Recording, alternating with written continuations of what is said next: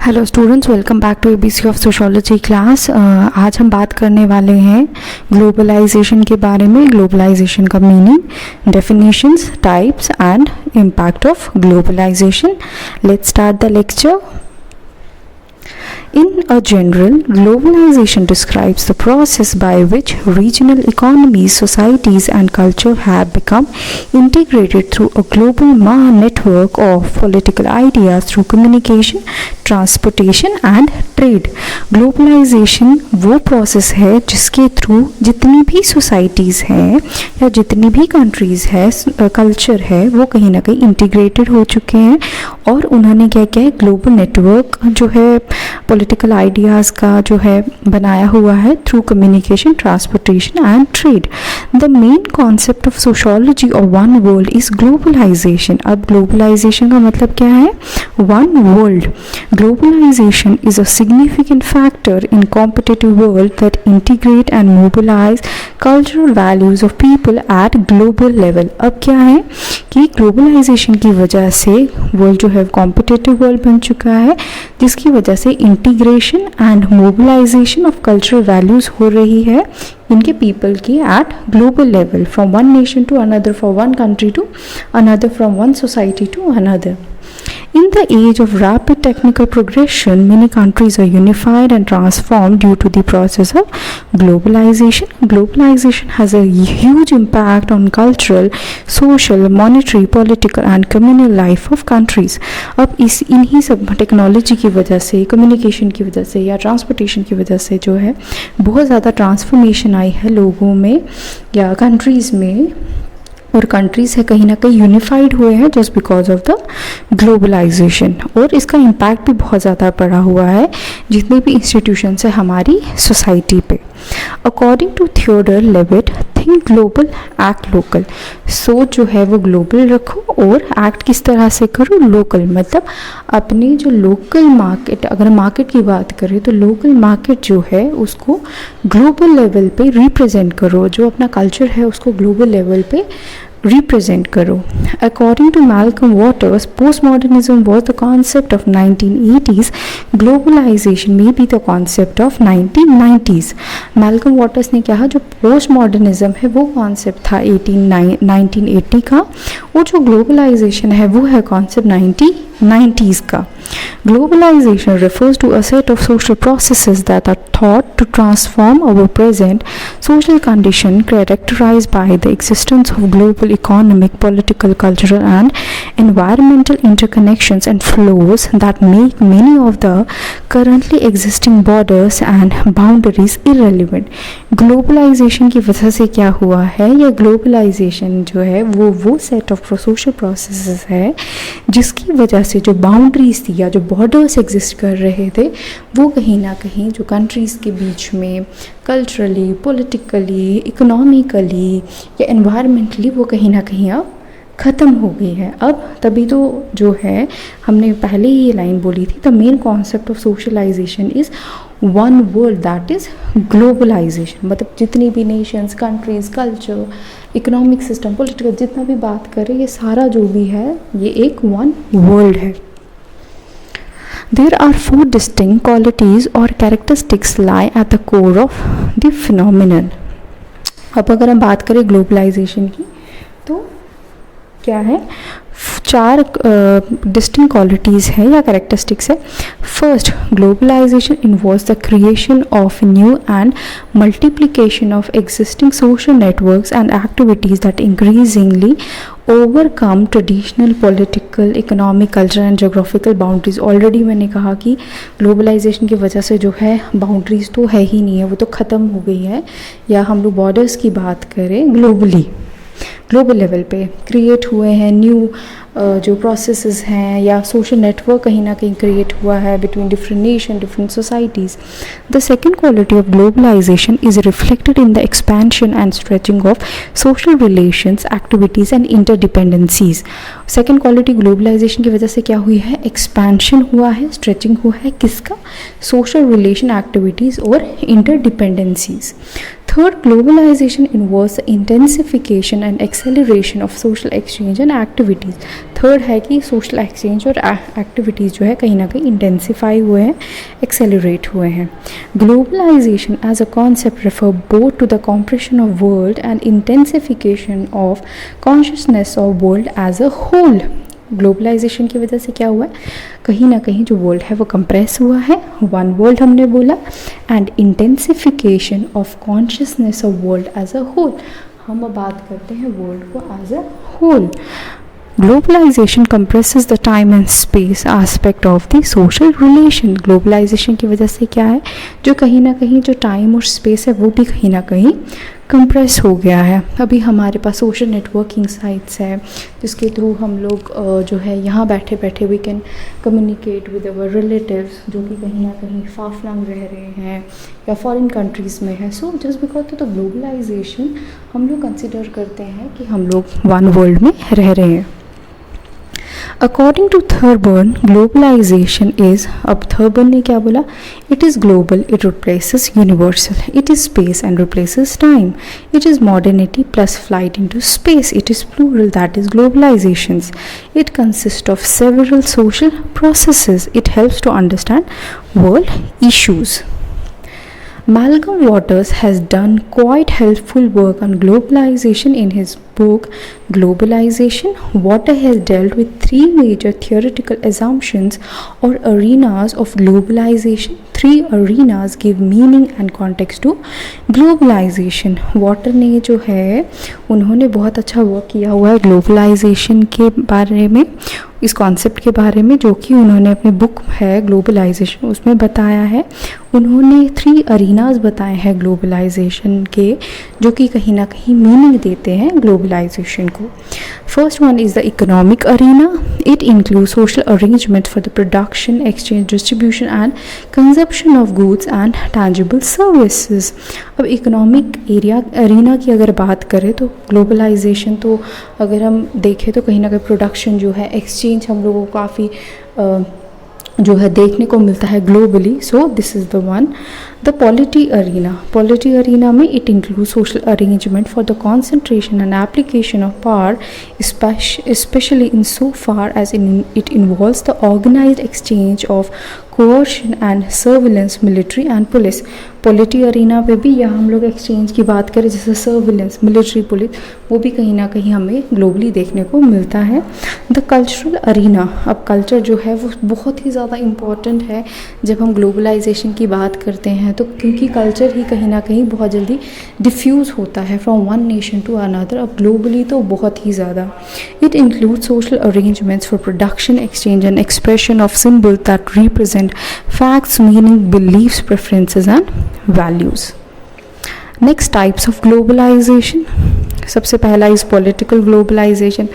Political मतलब जहाँ पे हम लोग पॉलिटिक की बात करेंगे, नेशन स्टेट्स की बात करेंगे. सो political globalization refers to the diplomatic negotiations between nation state, includes the standardization of global rules around trade को लेके ग्लोबल रूल्स हैं, क्रिमिनलिटी को लेके and the rule of law. International bodies including the United Nation, European Union and World Trade Organization are की multinational organization designed to facilitate increasing political globalization. This includes growing free trade and multilateral agreements on investment. Clear? Then social globalization. Social globalization means जहाँ पे हम culture की बात करेंगे, ठीक है. Also known as sociological globalization. Social globalization refers to the integration of our societies, not to be confused with cultural globalization. Sociological globalization refers to the idea that we now live in a shared society. यहाँ पे हर चीज़ आ जाएगी, आपके institution आ जाएंगे social globalization में, culture आ जाएगा, everything.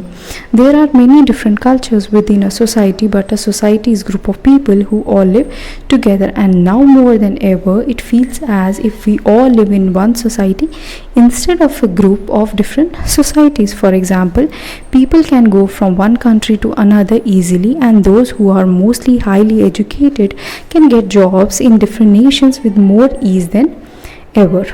Next हो गया इकोनॉमिक ग्लोबलाइजेशन, जहाँ पे बिजनेसेस लोग ग्लोबल लेवल पे कर रहे हैं. फॉर एग्जांपल अब जैसे हम लोग बैंक्स की बात करें तो बैंक्स भी जो हैं वो फॉरेन के बैंक्स जो हमें इंडिया में मिलते हैं या इंडियन बैंक्स जो हमें फॉरेन में देखने को मिलते हैं. So economic globalization refers to the ways corporation do businesses as multinational organization nowadays, whereas once McDonald only existed in the USA and HSBC only existed in the UK. Now these companies are all over the world in a globalized economy. Next, technological globalisation.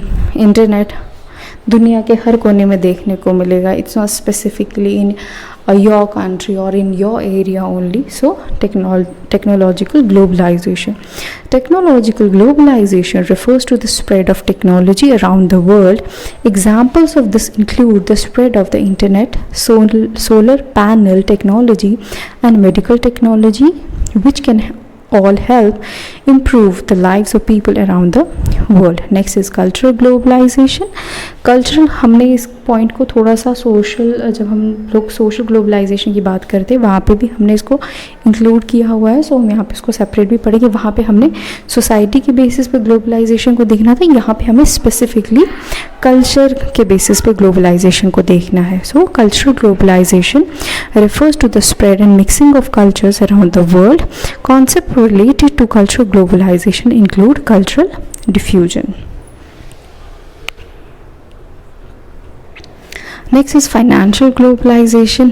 Finance की बात करेंगे, money की बात करेंगे तो money exchange भी आज कितना इट्स ईजी.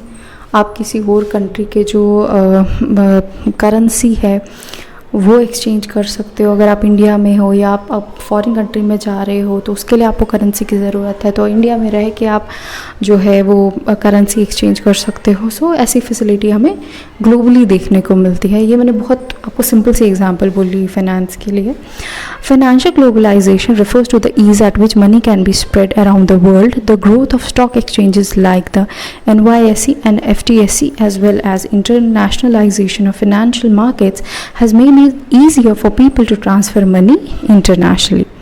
नेक्स्ट हो गया इकोलॉजिकल ग्लोबलाइजेशन, जहाँ पे हम इकोसिस्टम की बात करते हैं या इकोलॉजिकल इश्यूज़ की बात करते हैं, एनवायरनमेंट की बात करते हैं. So ecological globalization refers to the idea that the world needs to be considered one interconnected ecosystem. This means that the world needs to work together to address ecological issues that cross the borders of nation states. Next हो गया geographical globalisation. अब geographical globalisation में क्या है, जहाँ जैसे आप move कर पा रहे हो वन कंट्री टू अनदर, कोई रोक नहीं है, कोई रोक नहीं सकता. हाँ, वीज़ा वगैरह की ज़रूरत पड़ती है. You have to move from one country to another. Geographically globalization refers to the idea that the world is no longer seen as groups of distinct nations as much as it once was. We now work in multinational blocks to make decisions and nations work together to solve problems. It also refers to the fact that we are now able to travel between nations with increasing ease. So next is the impact of globalization. अब impact क्या रहा globalization का? Globalization has been defined as a process of rapid integration of countries and happenings through greater foreign trade and foreign investment.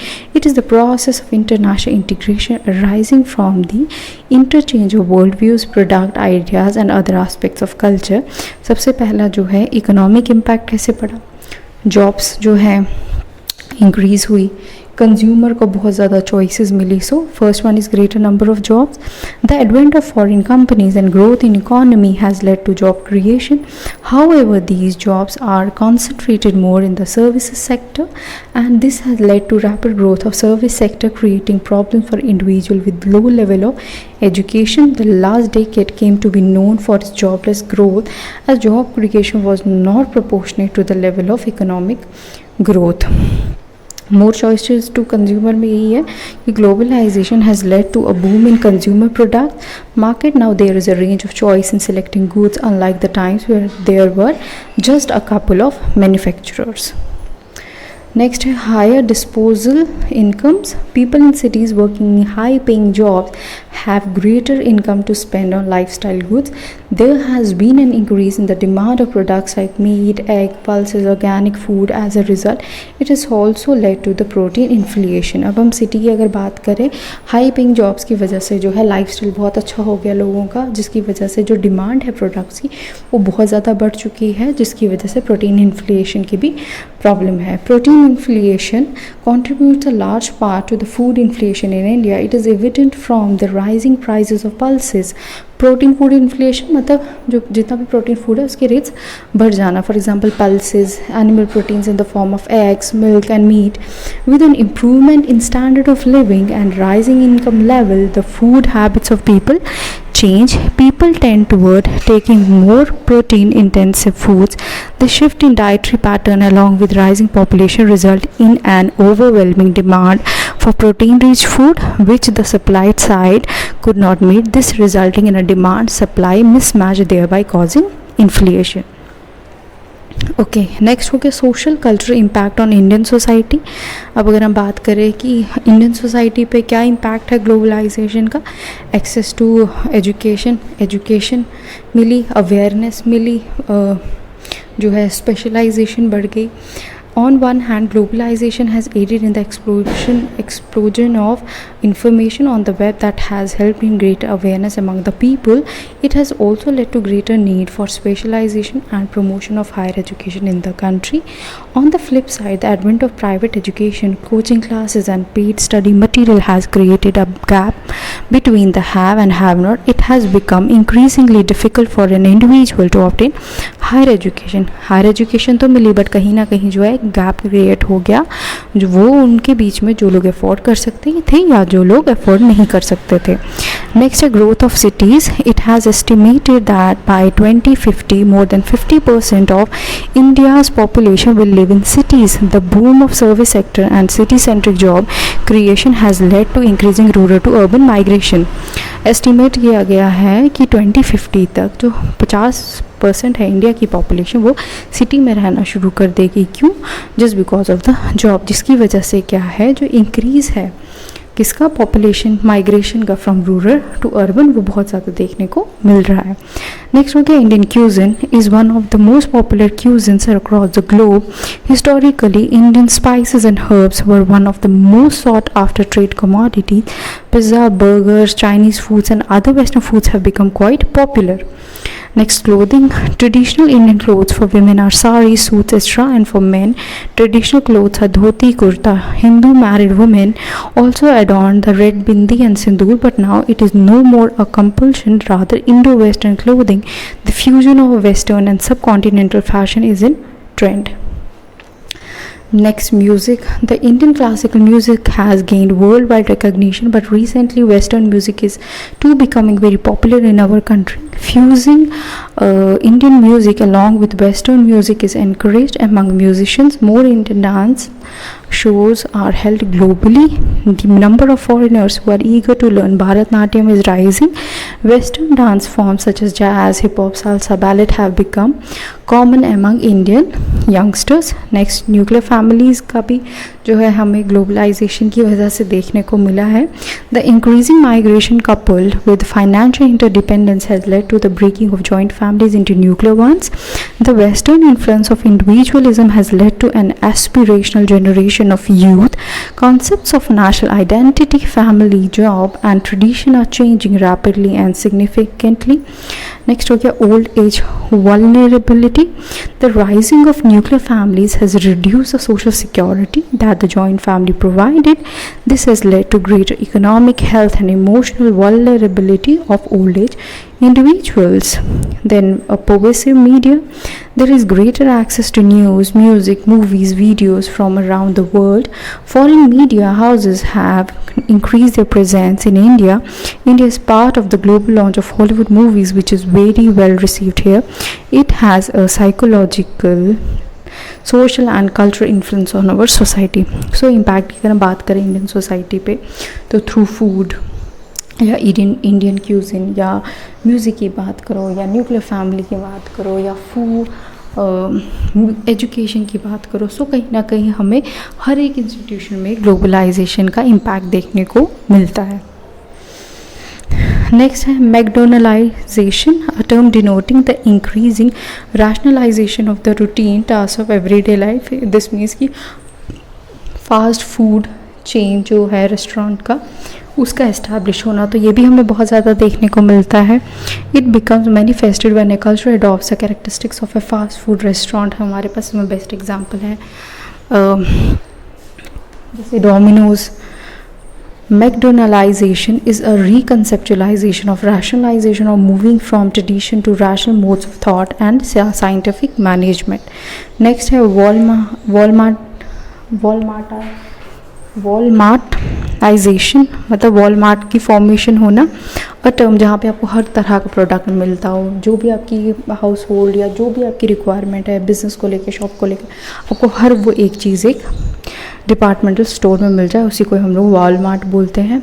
A term referring to profound transformation in regional and global economies through the share size, influence and power of the big box department store Walmart. It can be seen with the rise of big businesses which have nearly killed the small traditional businesses in our society. और Walmart की वजह से क्या हो गया, बहुत ज़्यादा सारे जो स्मॉल बिजनेसेस हैं उन पे कहीं ना कहीं इम्पैक्ट पड़ा है या उनको कहीं ना कहीं इफ़ेक्ट हुआ है. India is getting global recognition and slowly moving forward to become a major economic and political strength. It has a very profound impact on both Indian rural and urban life. India's globalization, urbanization and rural development have shown remarkable growth. India is changing, however the pace of change varied from time to time, group to group and region to region. The basic social institution of India's countryside, such as village, the joint family system and the caste and tribe relation are under great transformation due to the impact of globalization. So this was all about globalization. In this lecture we have discussed about the meaning of globalization, some definitions of globalization, and then we have talked about the types of globalization. After that, impact of globalization on Indian society. Thank you for watching.